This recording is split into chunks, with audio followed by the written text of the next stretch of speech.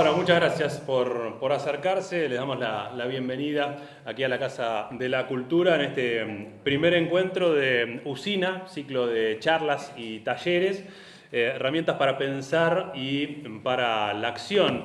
Gracias por tomarse el rato en un viernes a la tarde, ahí con la jornada ya seguramente larga y darse este espacio para compartir. Es un ciclo que surge por la voluntad de quienes hacemos FM de la Calle. El FM de la Calle, a su vez, es gestionada por la Cooperativa de Provisión de Servicios Culturales de Bahía Blanca.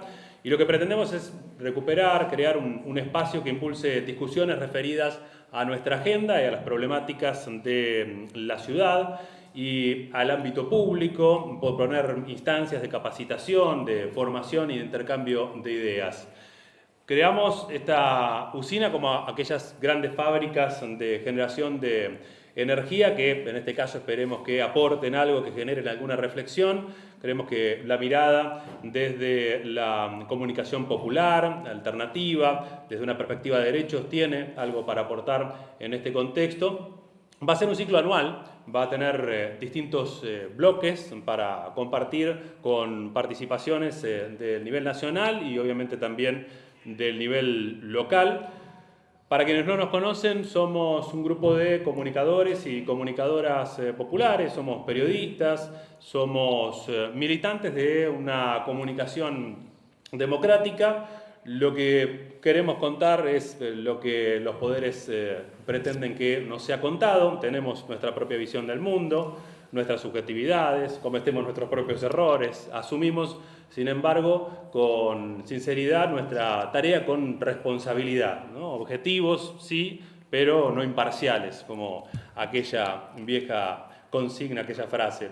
Somos trabajadores y trabajadoras. Este es un proceso también desde el espacio en que cada uno y cada una llega a esta radio que fuimos asumiendo al momento de encarar nuestra tarea. Tenemos 2, 3, 4 trabajos como todos ustedes o como muchos de ustedes. Conocemos la precarización, los bajos salarios, la inestabilidad. Vemos los cientos de despidos que se están dando y el intento de desguace de los medios públicos y de las políticas públicas en materia de comunicación, y por eso también lo que queremos es agradecer especialmente a quienes nos acompañan en este proceso. De hecho, esta edición en particular tiene un primer impulso que es parte del financiamiento de un apoyo, un recurso que surge del fondo FOMECA, que es un fondo concursable para medios de comunicación audiovisual que se genera con las multas y algunos aportes de los mismos medios y que se distribuye para generar el crecimiento y el desarrollo de medios comunitarios, de pueblos originarios o radios y medios de frontera. Y obviamente va de la mano de la política que viene implementando el gobierno camino a su extinción. Y por eso destacábamos el apoyo de la Asociación de Docentes de la Universidad Nacional del Sur y también del Sindicato de Obreros y Aceiteros, empleados aceiteros de Bahía Blanca de Heró, que junto al Centro Cultural La Panadería, bueno, nos acompañan y nos facilitan buena parte de los recursos para que esto también sea posible. Y queremos agradecer obviamente también a la universidad, a esta Casa de la Cultura, a la Secretaría de Cultura y Extensión por prestarnos gentilmente este espacio hoy como en muchas otras ocasiones y reivindicar la universidad pública y gratuita como creemos que debe de ser. Generacionalmente muchos de nosotros y nosotras estamos viviendo por primera vez algunas situaciones que nuestra historia ya conoce, un contexto global y nacional profundamente preocupante, una avanzada neofascista cultivada en el hiperindividualismo, en la pobreza de las mayorías, en la obscenidad de la concentración de las riquezas. En la política económica de estos gobiernos debe buscarse no solo la explicación de sus crímenes, sino una atrocidad mayor que castiga a millones de seres humanos con la miseria planificada. Otra vez, Rodolfo Walsh, ¿no? ¿Qué hacer ante esto? No venimos a traer respuestas, sino simplemente sentimos la necesidad de reencontrarnos, de criticarnos, de convocarnos con amplitud para pensar no solamente cómo salimos de esta, sino en cuál nos queremos meter también, ¿no? Cómo, con quiénes, quiénes están detrás de las famosas fuerzas del cielo, cuáles son sus intereses, qué estrategias de dominación simbólica o reales tienen detrás. Bahía Blanca es esa ciudad milica y gorila que muchos y muchas describen, pero también es la ciudad de las luchas de los obreros gráficos Enrique Henrich y Miguel Ángel Loyola, obreros de la nueva provincia, dirigentes sindicales que fueron asesinados por enfrentarse a la nueva provincia, y sus nombres nos acompañan en nuestro estudio habitualmente, y es la figura y la lucha que reivindicamos. Es la ciudad también que distingue, como lo ha hecho hace algunos días nada más, a personalidades destacadas o como personalidades destacadas a exfuncionarios de la dictadura, como el caso de Norman Fernández, pero también en la ciudad que no abandona la lucha por el juicio y castigo a Mazot, a pesar del Poder Judicial. La justicia, ¿no? De jueces y juezas y fiscales que, por ejemplo, abren una casilla de correo para esclarecer quiénes pusieron una bomba en un local partidario en pleno centro de la ciudad durante la quietud de la pandemia, con la impunidad de ayer, la impunidad de hoy, la repetición también de esos hechos, con objetivos diversos, atentados contra referentes de la comunidad mapuche de nuestra ciudad, contra profesionales de la salud, funcionarios públicos, amenazas a militancias varias, y una dirigencia política que en su momento mostró cierta indignación y después seguimos adelante como si no hubiese ocurrido absolutamente nada. ¿Qué pasó? ¿Quiénes fueron? Son algunas de las preguntas que, más allá de algún indicio, quedan allí latentes. Hay también en esta ciudad madres que en algunos barrios gritan porque los pibes se suicidan porque no encuentran ayuda para atender sus consumos problemáticos o sus problemas de salud mental. Entonces, la pregunta también que surge es quién discute la cuestión del narcotráfico en nuestra ciudad, cuál es el juego de los sectores de poder en relación a estos temas, cómo nos organizamos por abajo para tratar de intervenir de alguna manera en esos debates, en esas situaciones, qué herramientas se pueden aportar también nuevamente desde el campo de la comunicación. En nuestro caso y en este contexto vemos que muchas veces nos faltan elementos, nos falta profundizar, enriquecer distintos debates, algunos con ustedes también, que son parte de nuestra audiencia o de alguna u otra manera son con quienes nos encontramos en la calle por diversos motivos.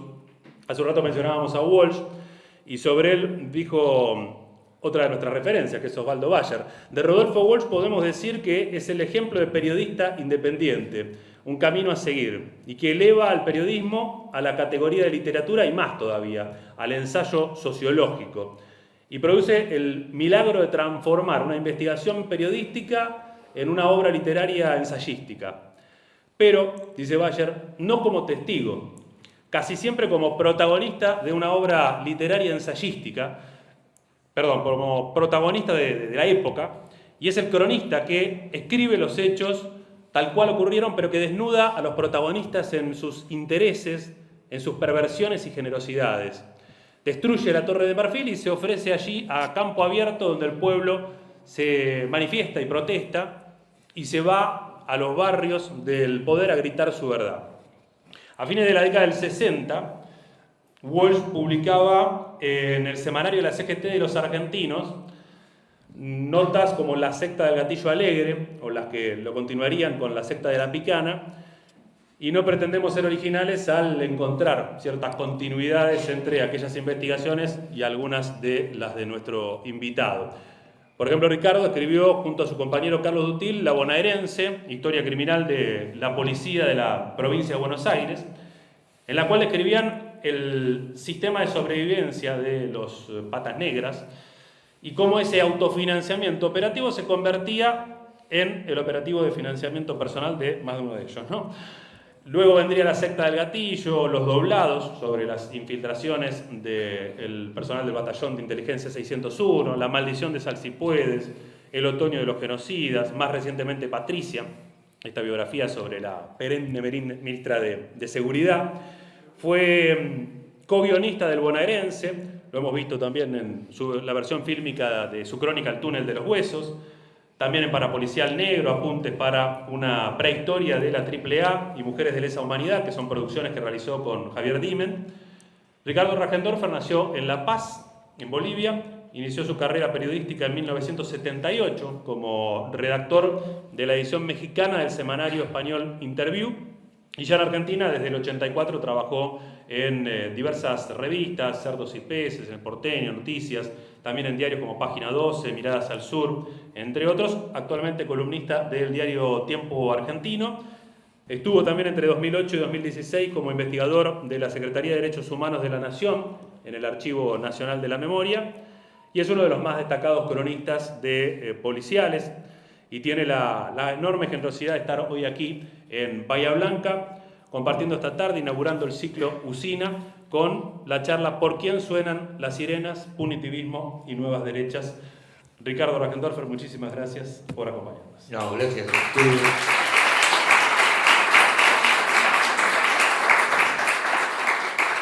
Gracias a ustedes. A ver, ¿se puede sacar esto? ¿Es usted? A ver.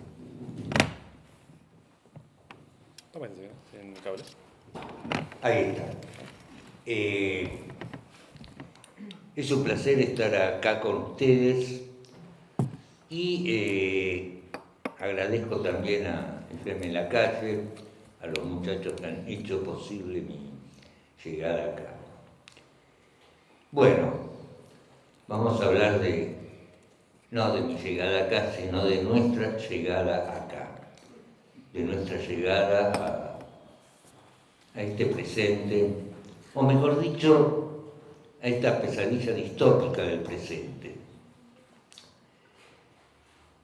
Hace un rato, invitado por un programa de radio, yo me preguntaba de qué manera, o mejor dicho, me interesaría mucho saber de qué manera será visto en el futuro este momento de la historia argentina. Desde luego que no tendremos tiempo para oír o para leer eso, porque posiblemente ya no estaremos en este mundo. Pero, desde luego, ante determinadas encrucijadas de la historia, uno no sabe cómo la humanidad, o en este caso la sociedad, saldrá de la misma, aunque siempre sale. Sin embargo, esa salida conlleva magullones, conlleva heridas y también conlleva una especie de victoria, la victoria de sobrevivir, desde luego. En tal sentido,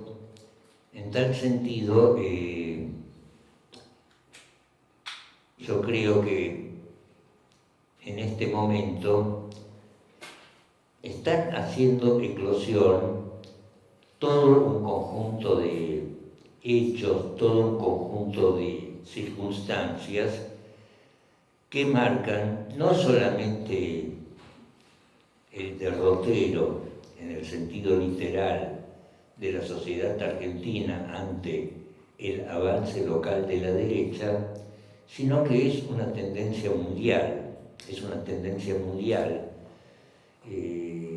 porque, digamos, el mundo se ha convertido en una enorme república del Weimar, en alusión al régimen que hubo en Alemania desde el fin de la Primera Guerra Mundial,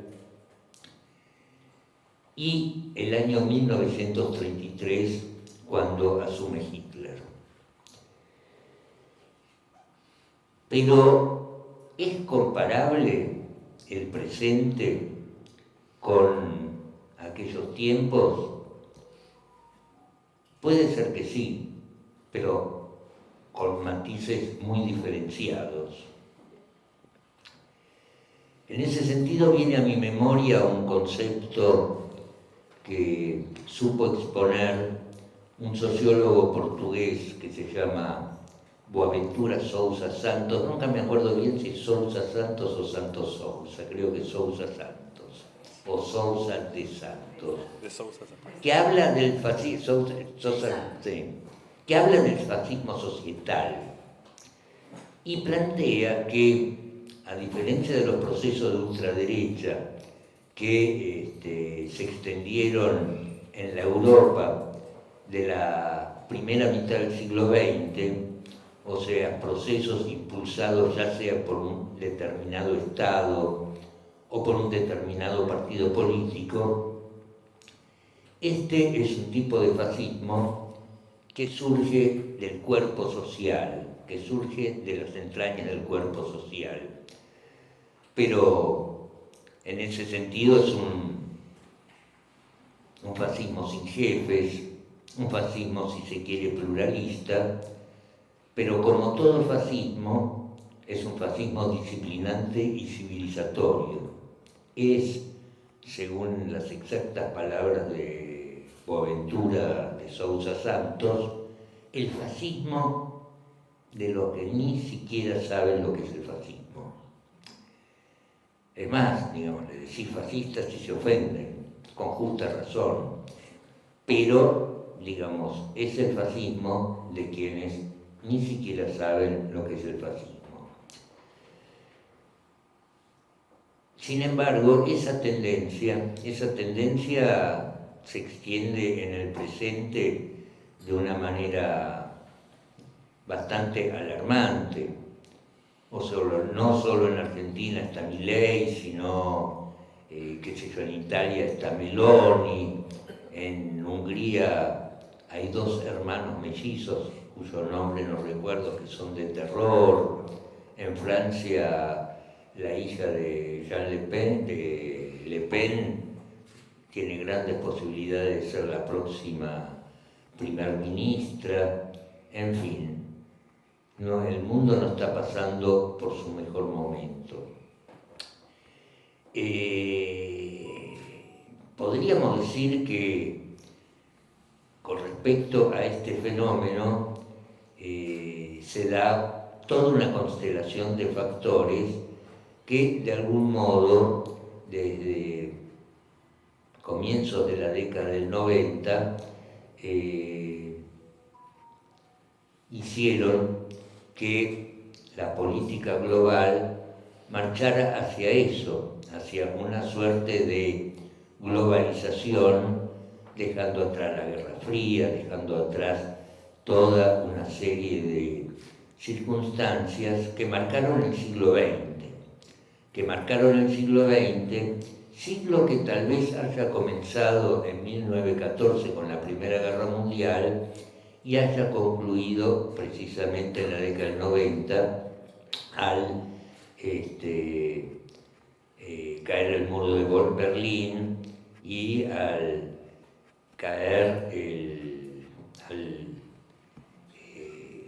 la Unión Soviética, ¿no? En ese sentido, sí, el siglo XX terminó en esa época. ¿Se puede decir que el siglo XXI comenzó? Puede ser que sí, pero no lo sabemos. No contamos con la perspectiva histórica suficiente como para afirmarlo, ¿no? Nadie en 1914 estaba en condiciones de decir que en ese momento empezaba el siglo XX, ¿no? Tal vez se pensaba que había empezado mucho antes. Tal vez en los primeros años de la era cristiana, quienes vivían en Roma no estaban muy al tanto de que había comenzado la caída del Imperio Romano, ¿no? O sea, nos falta perspectiva y nos sobra señales suficientes como para llegar a la conclusión de que algo no anda del todo bien. Entonces, tal vez el siglo XXI haya empezado con la pandemia, tal vez el siglo XXI haya comenzado con la guerra de Ucrania, tal vez el siglo XXI todavía no haya comenzado y este sea en realidad una suerte de purgatorio de la historia, ¿no? Pero ese purgatorio de la historia está alimentado, está calentado por toda una serie de otros tantos pequeños purgatorios que tienen que ver con la vida cotidiana, ¿no? Y uno de esos purgatorios es el purgatorio del miedo. ¿Del miedo a qué? Del miedo a la sobrevivencia en medio de un sistema político que cada vez restringe más los derechos, miedo a no poder sobrevivir en medio de una sociedad cada vez más violenta. Y es justamente ese miedo el que agita desde hace muchos años, y incluso con anterioridad a la década del 90, el fantasma de la violencia urbana.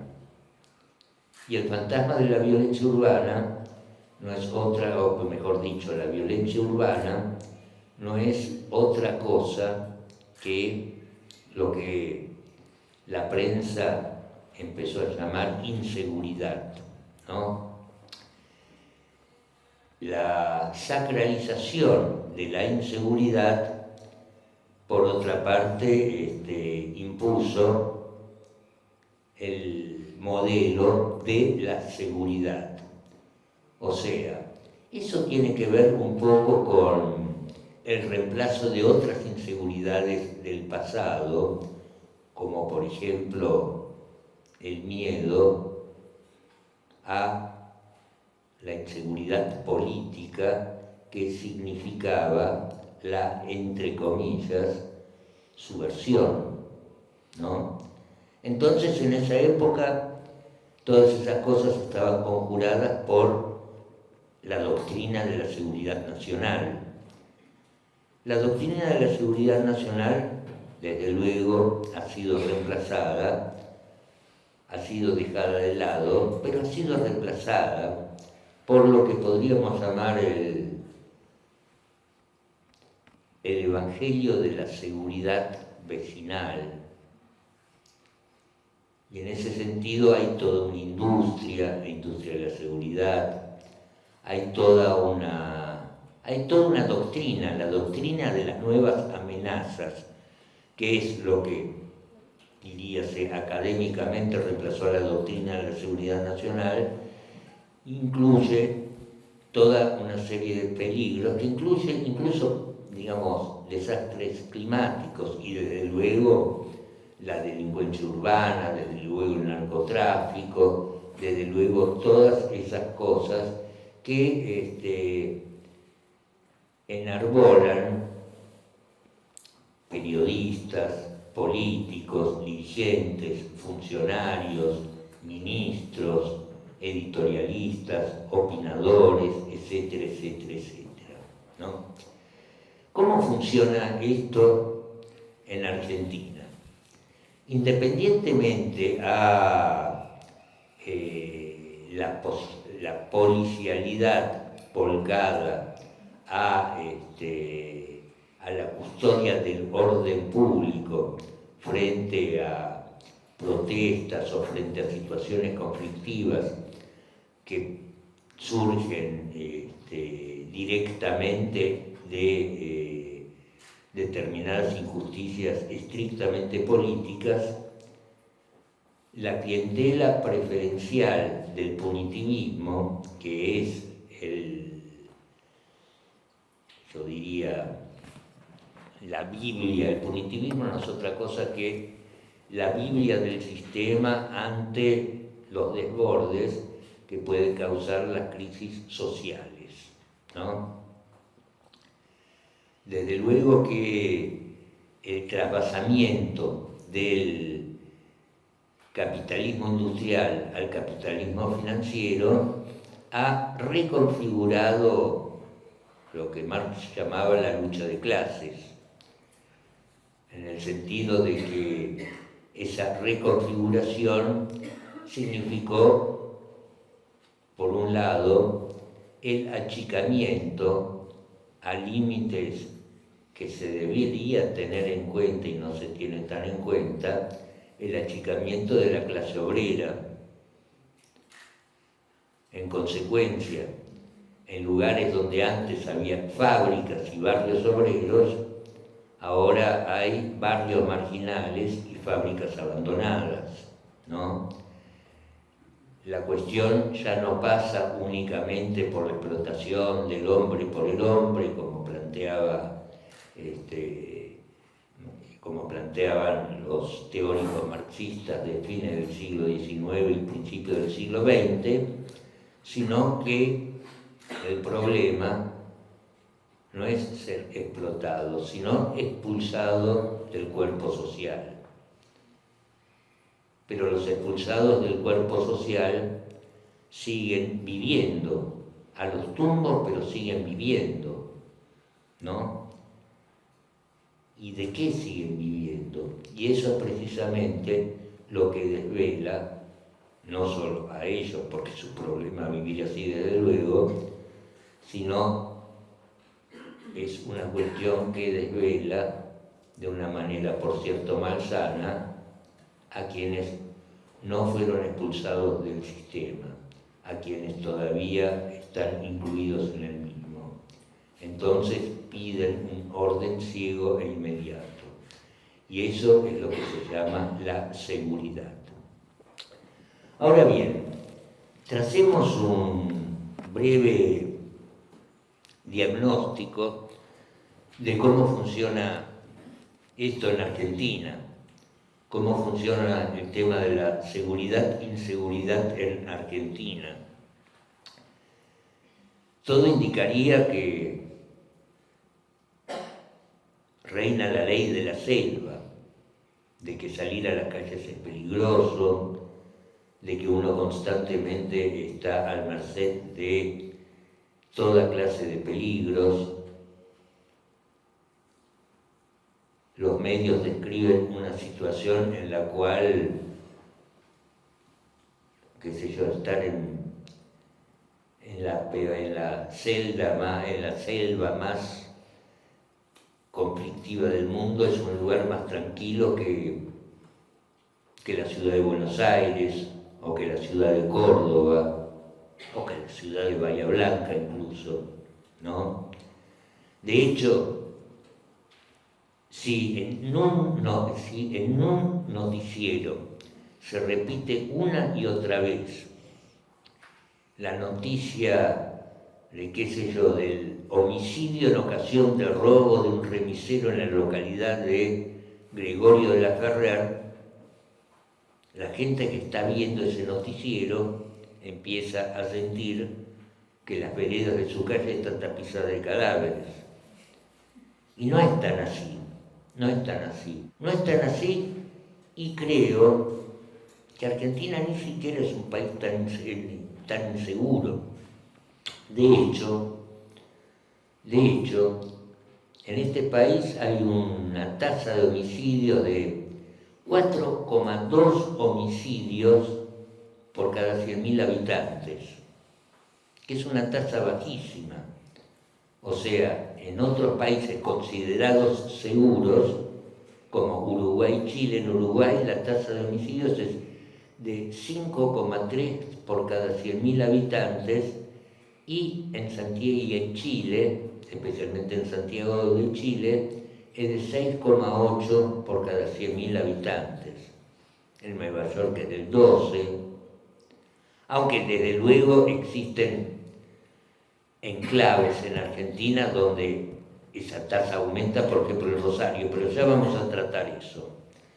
Lo cierto es que, si bien sobre delitos sobre la propiedad no hay cifras exactas, porque algunas se basan en denuncias efectuadas y otras en casos esclarecidos, son todas estadísticas relativas, pero, digamos, la tasa de homicidios es exacta porque surge del conteo exacto de las partidas de defunción exactas analizadas en un periodo determinado. Lo que es alarmante al respecto es lo siguiente.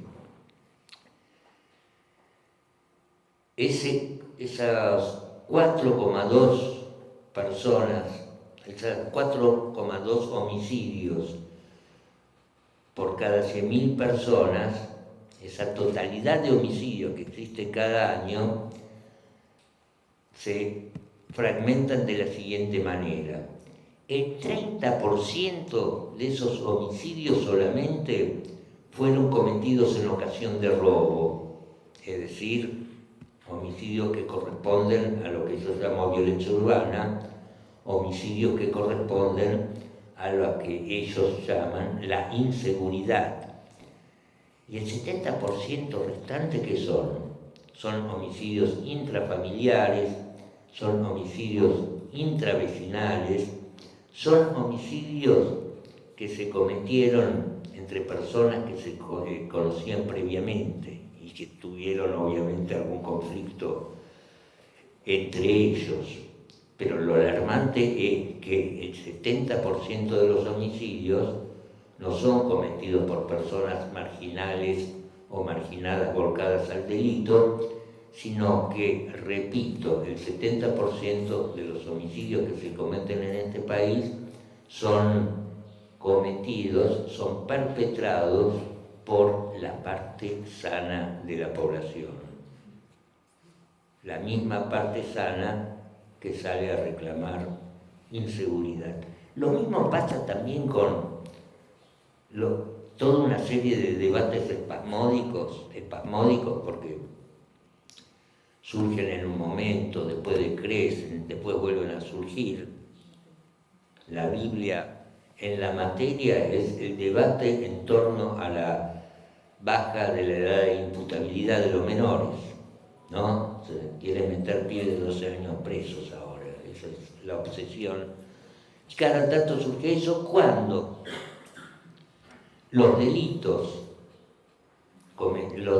graves, robos jodidos y homicidios cometidos por menores abarcan el 0,04% del total de delitos. Entonces, no justifica esa estigmatización de los menores, pero digamos en estos casos siempre hay que identificar un enemigo, y ese enemigo es, entre otros, en la fila de los enemigos de la sociedad están los menores, están las criaturas que tuvieron la mala suerte de nacer en hogares económicamente devastados y que a lo sumo se afanan un celular, cosa que jode al damnificado, obviamente, pero digamos, ese es el tipo de delitos dominantes que contra la propiedad que existen. La inseguridad se da en robo de celulares, la inseguridad se da en entraderas, la inseguridad se da en delitos sexuales, violaciones, etcétera, etcétera, etcétera, que no son cometidos por ladrones profesionales o amateurs, sino por personas de diferentes clases sociales que violan y eventualmente matan, ¿no? No se lo debe equiparar eso a la inseguridad, pero, digamos, la profusión de casos al respecto también calientan el caldo de la inseguridad. El narcotráfico, desde luego, es un problema acuciante, no solamente por su dinámica propia, que ahora la vamos a analizar, sino también por el hecho de los consumos problemáticos que genera la profusión de drogas muy berretas y destructivas como el Paco, entre todos esos sectores de los cuales hemos hablado antes, no es un hecho menor. Pero fíjense ustedes que tal vez por una pulsión chauvinista se tiende a comparar a las estructuras de narcotráfico autóctonas, qué sé yo, con el cartel de Sinaloa o con el cartel de Medellín, organizaciones criminales que en su momento hasta se ofrecieron a pagar la deuda externa de sus países a cambio de impunidad. Ojalá, dicho sea de paso, acá tuviésemos una organización así, ¿no? ¿Qué diría Caputo? ¿No? Pero no la hay. Pero no la hay. No la hay por dos razones. No las hay. No las hay por dos razones. La primera porque Argentina, a diferencia de Colombia, a diferencia de Bolivia, a diferencia de Perú, no es un país productor. Y segundo, está muy cerca de los países productores. Eso hace que la cocaína, las drogas taquilleras valgan poco, no representen un negocio para los grandes cárteles. La droga vale de acuerdo a la cantidad de fronteras que atraviesa. En consecuencia, para un cártel peruano o colombiano le conviene mucho más vender 1 gramo en Barcelona a $100 que en Argentina a 8. Argentina es un país de tránsito para esos cárteles, pero tampoco exageremos, es un país de tránsito, pero como suelen, en semejanza a las publicidades de laxantes, es un país de tránsito lento. En consecuencia, el narcotráfico en Argentina, siendo su caso más extremo, su caso más preocupante, desde luego Rosario, donde la violencia que genera no es un hecho menor,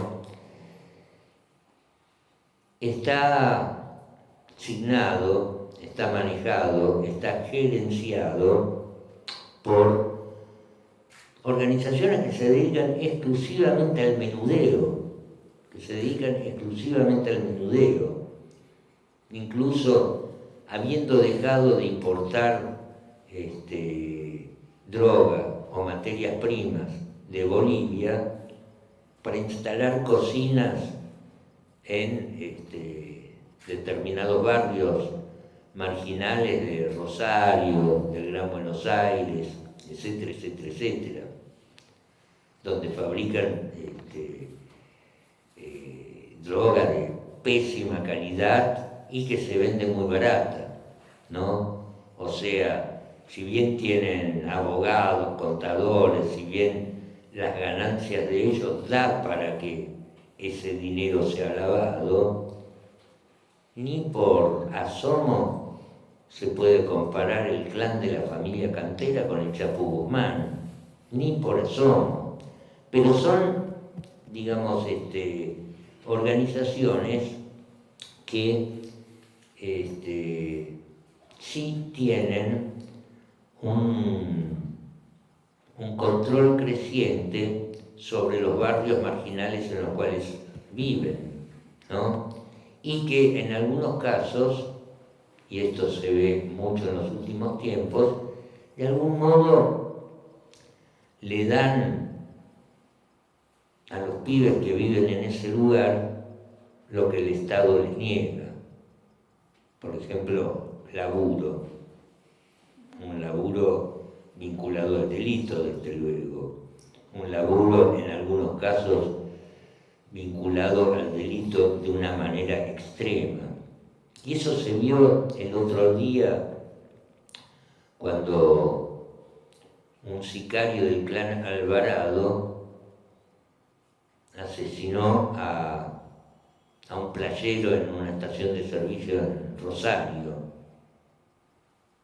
Había que ver el video del sicario. El sicario era un pibe de 14 años que se fue a matar al otro en hojotas. En hojotas, o sea, ese es el nivel del sicariato. Una serie de venganzas indiscriminadas, decretadas en tándem por el clan de la familia Cantero y por el clan de la familia Alvarado, porque el gobernador de la provincia Puyaro se le ocurrió ufanarse de su eficacia en la lucha contra el delito, mostrando fotos de cómo imitaba en las cárceles bajo su jurisdicción las barbaridades que comete el presidente El Salvador Bukele en las suyas. Eso generó una oleada de violencia que, digamos, causó muertes inocentes, causó una situación en la cual su origen fue que un funcionario, en este caso el señor Puyaro, haya ladrado sin tener con qué morder. Bueno, ese es más o menos el escenario en el cual transcurre el miedo de gran parte de la población, el llanto y el dolor de las víctimas, que no son pocas. Ese es el escenario sobre el cual diariamente corren ríos de tintas, y ese también es el escenario donde actúa un actor que tiene que ver con todas estas cosas, la policía. Estamos hablando de un país donde no solo la policía bonaerense, sino la mayoría de las agencias policiales que funcionan en este país, tanto provinciales como federales, hicieron, como resumió él al presentarme, hicieron de la recaudación su sistema de sobrevivencia. O sea, estamos hablando de fuerzas policiales, agencias policiales que se autofinancian y que por lo tanto se autogobiernan.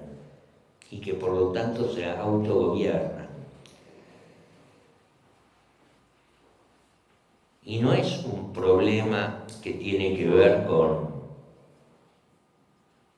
determinadas cosas del presente. Es una situación absolutamente histórica que recién empezó a salir a la luz en la década del 90, en el año 93, 94 o 95. Nuestro libro, el libro que escribí con Carlos Dutil, fue publicado en 1997. En ese sentido, asistimos a una paradoja, porque ahora es un secreto a voces ese gerenciamiento, ahora es un secreto a voces que la policía se autofinancia con las cajas delictivas y que por lo tanto se autogobierna, ¿no? Todo el mundo sabe eso, pero ante cada reclamo de inseguridad, de una inseguridad entre comillas, gerenciada por las agencias policiales, el espíritu público que hace, pide más presencia policial en las calles. Simplemente el agradecimiento y a Ricardo un honor poder arrancar.